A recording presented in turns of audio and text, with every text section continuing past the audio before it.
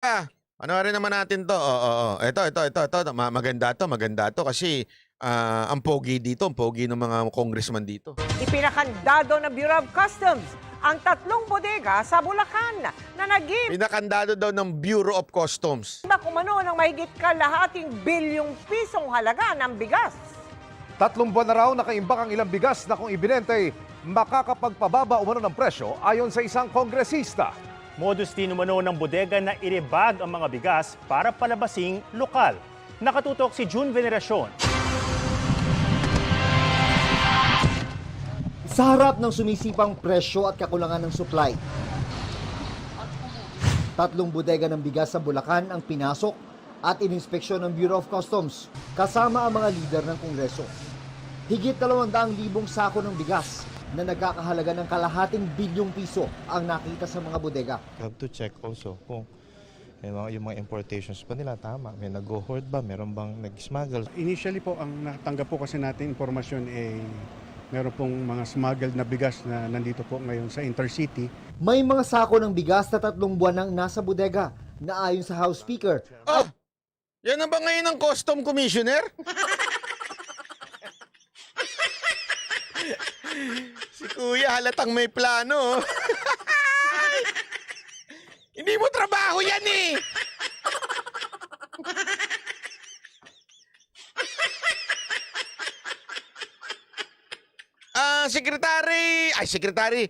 Speaker Romualdez, hindi mo trabaho yan, trabaho ng customs yan.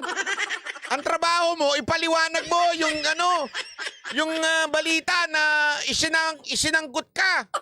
Yun ang trabaho mo, ipaliwanag yun. Hindi totoo naman, di ba? Yun ang trabaho mo, Mr. Speaker. Yung ipaliwanag, yung kinasangkutan mo na balita doon sa ibang bansa na di umano, ikaw daw ay tumanggap. Di umano ha, allegedly, according to the news ng Japan Times at saka nung isa pang news na isinama ka daw doon sa kaso. Binanggit ka daw doon na di umano ikaw daw tumanggap ng heavy luggage. Yan ang trabaho mo, ipaliwanag yon. Hindi yan ang trabaho mo maging Marojas 2.0. Sige ka mamaya, gawan ka ng sayaw na in the head, jig-jig. Jig-jig. Baka ganunan ka ng sayawan yan. Nakita niyo yung original nun? Yung kay Marian Rivera na jig-jig, ganon? Nakita niyo yun? Ang original nun si Marojas. Gumaganon-ganon siya. Jig-jig. Ngayon, ikaw naman. Grabe ka naman, speaker. Ano mo ginagawa mo dyan? According to Bloomberg and Japan Times. Mistulang hoarding. Kung ibubuhos lang daw ang supply sa merkado, malaking tulong ito para hindi sumipa ang presyo. Kasi Alatang tatakbong senador to, no? Si Erwin Tulfo, alam na natin yan, matik yan. Ako, sigurado ako, tatakbong senator yon si Erwin Tulfo. Kaya nandyan yan. Alam natin yan. Pero ito, sigurado ako, tatakbo itong senador. Pero sigurado ako, matatalo rin to. Unless, tanong natin kay Glenn Chong kung paano to mananalo. Diba? Isipin mo, grabe, no? State visit, nandun siya. Sa raid ng customs, nandun siya. Alam mo, mas madalas pa na natin makita to kaysa yung presidente natin, no?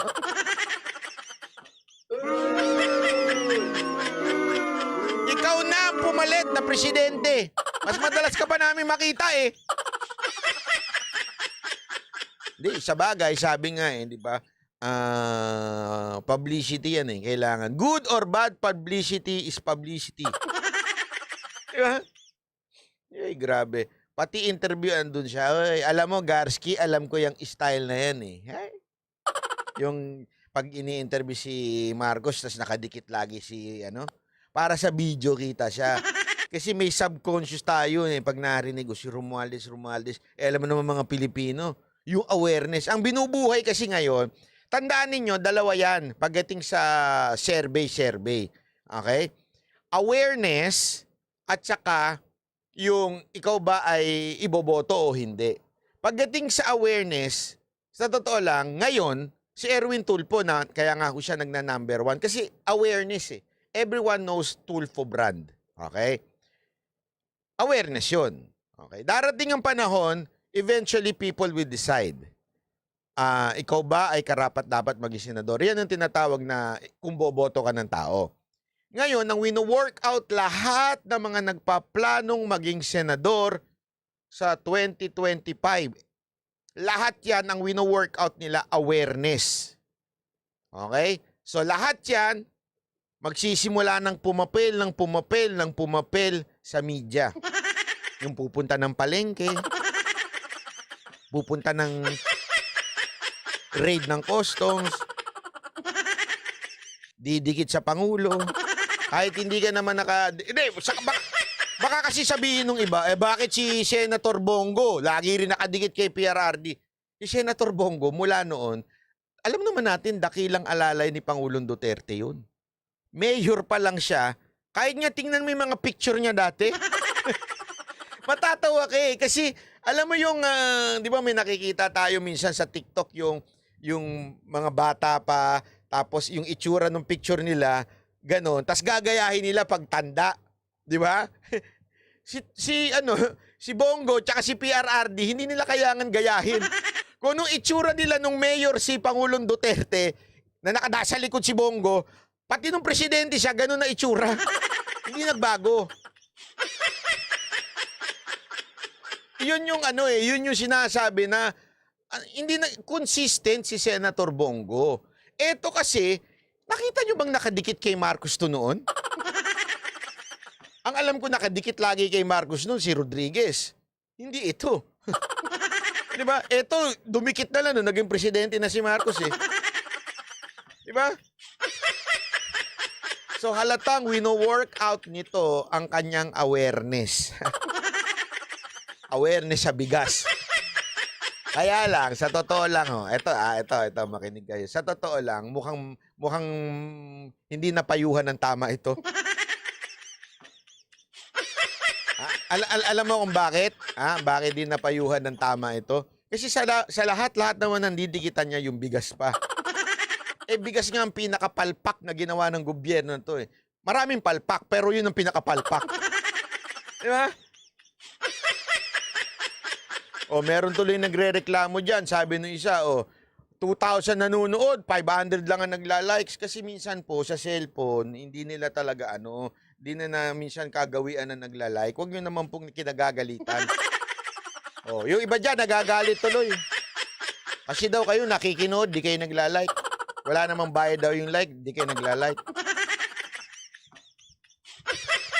Pwede ba i-posing muna natin ng 10 seconds tapos mag-like muna kayo? Sige na, baka parang hindi magalit yung iba dyan. Nagagalit yung iba eh. Andali, nagbabasa muna tayo. Ha? Sige na, mag-like na. Nagagalit yung iba eh. Go! 5, 4, 3, 4, 5, 3, 2, 4, 1.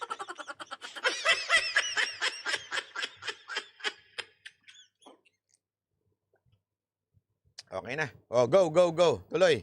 Pag yung budo mo, pag in-hoard mo, tumataas. Greed yan eh. Di ba? Gusto mo kumita. Di ba? Maghantay ka ng konti. Uy, mas malaking kita. Hindi, ibaba mo na. Talino? Pang presidente, di ba? Yung sagutan niya.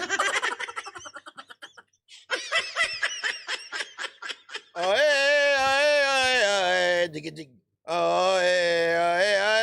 Jig-jig. Ang birang buhay, ere. Lumabas din sa inspeksyon na ang mga imported na bigas ay inililipat sa mga sako ng mga local producer na posible umanong modus para ilusot sa merkado ang mga smuggled na bigas o palabasing lokal na bigas. Mas mahal daw po ng konti ang lokal kasi mas tinatangkilik dahil mas masarap daw po, mas may lasa. Grabe, alam mo, ito ang pinaka-weird, Isipin mo, naghihirap tayo sa bigas. Tapos, biglang merong 500 million worth ng bigas na natagpuan, nakatago. I mean, sige, kudos sa BOC, sa Customs, dahil na-discover nila yan. Pero, sino nag-tip sa inyo? Bakit di natin, hoarding na ang tawag dyan eh. Mantakin mo. Nagkukulang tayo sa bigas, kaya nga mag-i-import tayo. Tapos may 500 million na bigas, worth na bigas. Sabi, pambihirang buhay yan. Hindi, alam mo, ewan ko nga eh, sa totoo lang, dapat nga tinitingnan kung papasok na ito sa economic sabotage. Mantakin mo 500 million na katago ah. Di ba? Sabi nung iba tuloy, fall guy lang yan. Actually, nakakatakot niyan dito. May makukulong ba dito? 500 million yan tinago ah. May makukulong ba dito? O baka naman heavy luggage.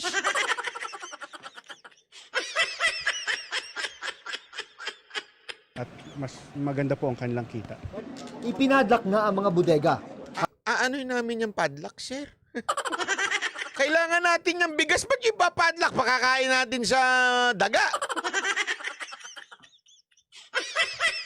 Baka ipe-press-con lang yan. Baka ipe-press-con lang. Tapos bukas, Hindi, kasi nga, di ba, ang alam ko kasi kailangan natin ng bigas. Kaya nga tayo mag-i-import. Tapos may ganyan. Okay? Ipapadlock lang natin. Bakit hindi natin kunin na, ewan ko siyempre, hindi naman natin kabisado yung batas tungkol dyan, pero sana naman hindi lang ipadlock yan. Ipamahagi talaga, gamitin talaga natin. Habang binigyan ang mga may-ari ng 15 araw para magsumite ng mga dokumento. Yun, binigyan. Baka siguro nga, bibigyan muna. Baka yun ang batas. Hindi ako sure eh. Diba? Inaamin ko naman sa inyo, hindi natin alam yung batas dyan. Baka bibigyan sila ng batas, ng pagkakataon muna magbigay ng dokumento. Okay? So, ngayon, nakapadlock. Okay, padlock, sabi nila. Padlock muna namin yan kasi dami yan hoarding yan. Kailangan nyo muna kumuha ng dokumento. Sabi ng may-ari, paano ba kumuha ng dokumento? Sandali. Dokumento ba pag-usapan natin? Doon tayo sa opisina. Sa opisina? Sa Congress.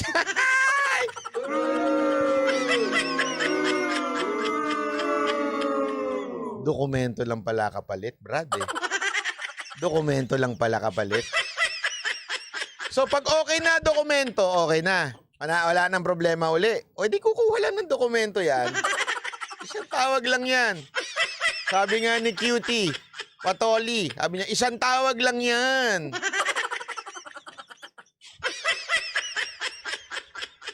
Isang tawag ka lang. Tsaka isang heavy luggage lang yan. Tapos na usapan dyan.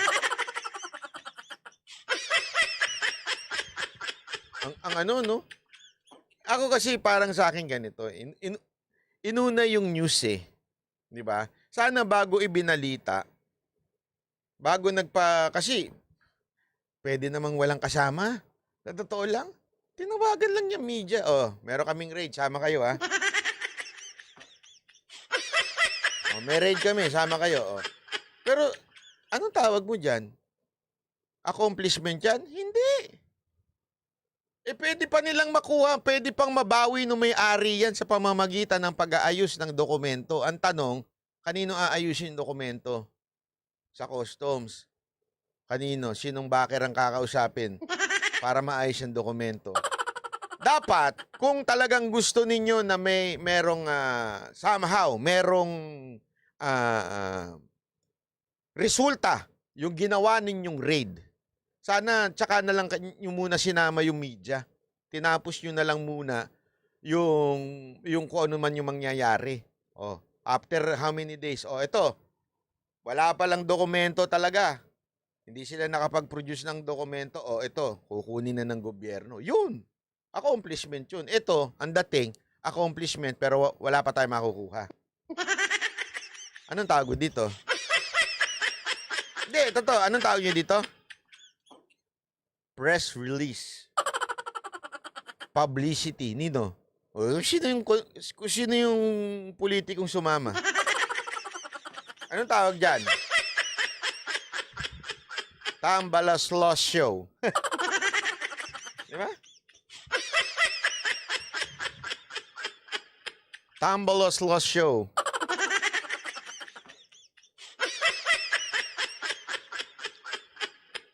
Pakitang tao, patay tayo dyan. Sana inantay nyo muna talaga makuha ng gobyerno yan. Tapos may pamahagi sa mga kadiwa, may pamahagi sa ating mga kababayan. Tsaka na natin inireport, inuna natin yung PR eh.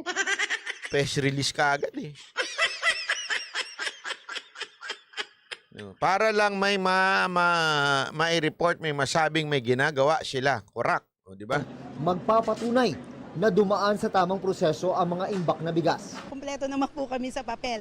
Wala po kami tinatago. Lahat po yan may permit.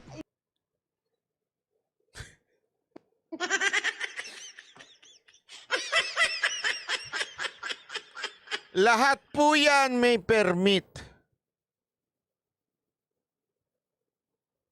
Kumpleto daw sila ng papel. So, bakit inilabas yan sa media? Hindi, alam mo, possible yan. Baka meron talaga silang permit. Pero para lang masabing, meron kaming nakita dito, Bureau of Customs, tawagin ng media, tawagin si speaker. Oy! Sasabihin naman ni Ma'am Shi, good job ka, Customs, ha? Tinawagan mo si speaker. Alam mo naman, kailangan natin ng publicity.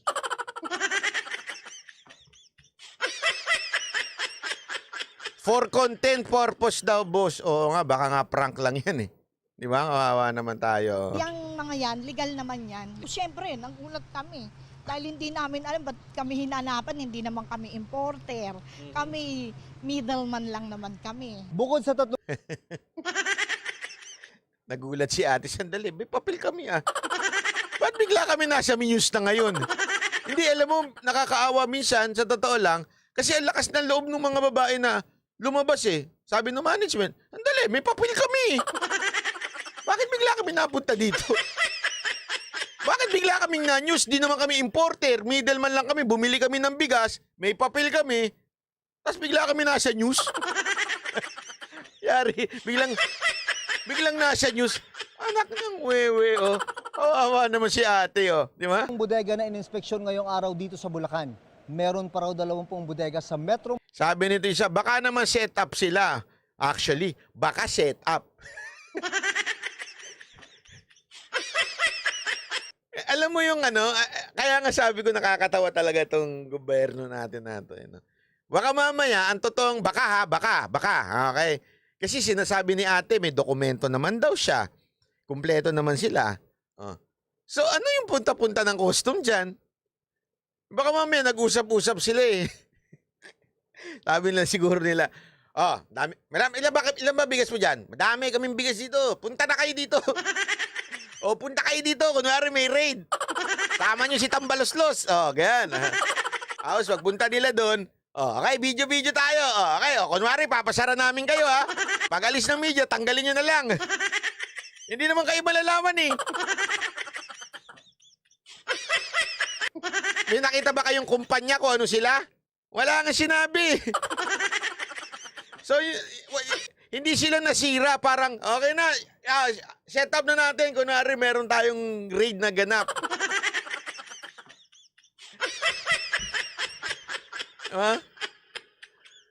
Anak naman ng wewe itong gobyerno natin nato. Ang lupit.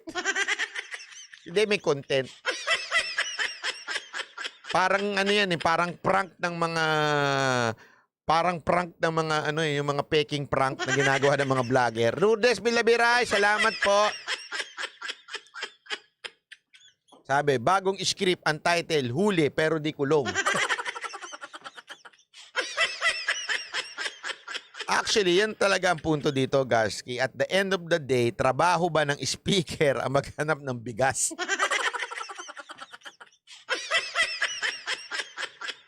Kaya nga, alam mo, kaya napag-iisipan tuloy ng tao, di ba?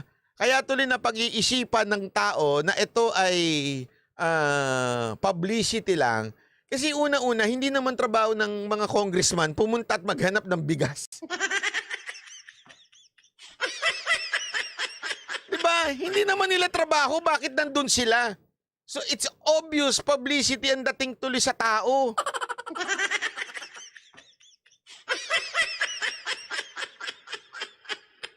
Ay nako, pambihirang buhay ito, oo. Manila at Central Luzon ang sunod na target ng Bureau of Customs. Dahil base sa intelligence information ng ahensya, nagtatago ang mga ito ng libu-libong sako ng smuggled na bigas. Para sa GMA Integrated News, June Veneracion, nakatutok, 24 oras. Mga kapuso, kasama niyo Grabe. kami Ay nako.